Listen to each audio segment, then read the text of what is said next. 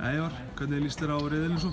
Þetta gríðarlega erfiður riðill og við hækkuðum í styrkleikum í síðustu undankeppni, spiluðum vel og tókum stóru sigra til dæmis á móti Ungverjum þar sem vorum að spila besta leik sem íslensk kvennalandslið spilað og stelpurnar voru stórkostlegar þeim leik og svo endum við þann riðil á að vinna Portúgalið heima, þannig við endum hann jákvætt líka og við þurfum að byggja á því núna, en ljóst að riðillinn sem við erum í núna gríðarlega sterkur. Það eru 2 lið sem við erum að byrja að spila móti núna, Svartfellingum og svo Slóvökum úti og þetta eru bæði lið sem voru í lokakeppninni í sumar og svo líka ljóst að bæði þessi lið eða öll þessi lið eru með Kana sem spila stór hlutverk hjá þeim og ég veit ekki alveg hvort að þau komi með Kana í þessa leiki en við búumst alveg við því og þannig að og þetta ekki einu smákannar. Ég sá að í 25 manna róster hjá Svartfellingu var WNBA leikmaður. Þannig að ég veit ekki, en ég ekki búinn að sjá liðið, 12 manna liðið þeirra. Þannig ég ekki alveg viss hvort hún verði með ekki, en hún allavega á róster hjá þeim. Þannig að þetta gríðarlega sterkt lið og þessu Slóvakettir enduðu í 7. og Svartfellingur í 12. eða 16.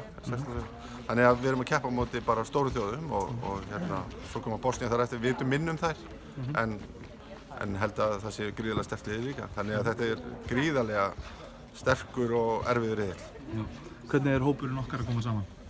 Hann bara að koma fín, stelpunir eru að koma í fínu formi eftir náttúrulega búin að vera að spila í deildinni og við erum nýkomnir inn með Hildu og Söndru að utan og þetta lítur bara vel út. Við erum ungt lið og erum líka með reynslu meiri stelpur því Helena er aftur komin inn og svo erum við með Sigrúnu sem eru svona reynslu meiri og RM. Þannig að þetta bara mjög jákvætt, góð blanda í hópnum og þannig að þetta lítur bara vel út og við þurfum bara að halda áfram að spila sterka vörn sem við höfum verið að gera. En auðvitað þurfum við að hitta betur en við höfum verið að gera. Sérstaklega núna í sumar í þeim leikjum sem við spila, þá vorum við ekki að hitta nógu vel. En vörnin var yfirleitt alltaf fín en það vantaði svona upp á að hitta betur. Skilur. Einhver mikil breyting á leikskipulaginu hjá okkur? Ekki varnarlega, við höldum áfram að reyna að spila á okkar vörn sem vorum að spila í síðustu undankeppni og hefur virkað mjög vel og við svona erum kannski að reyna að láta leikmenn vera grimmari á boltamann og við erum búin að vera að fara yfir á móti skrínum og hvernig við erum að spila og svona það kannski tekur bara tíma og við þurfum æfingaleiki og leiki til þess að þetta fara að þróast og verða betra en sóknarlega erum við svona aðeins að breyta hjá okkur.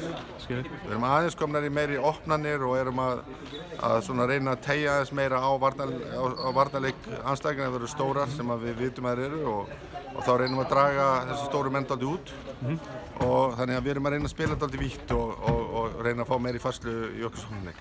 Já, þannig að hvað myndir þú þá að segja að væri svona helsti styrkleiki okkar? Já, vörnin okkar hefur verið bara okkar mesti styrkleiki og eins og ég segi, ef við hittum að utan þá erum við með hörku lið en við þurfum dálítið að treysta á að hitta og þá dugar ekki að vera með einhverja 25% tryggastýringu. Við verðum að fara yfir 33% til þess að eiga séns á móti þessu liðum. Já, allt í lagi. Takk fyrir þetta.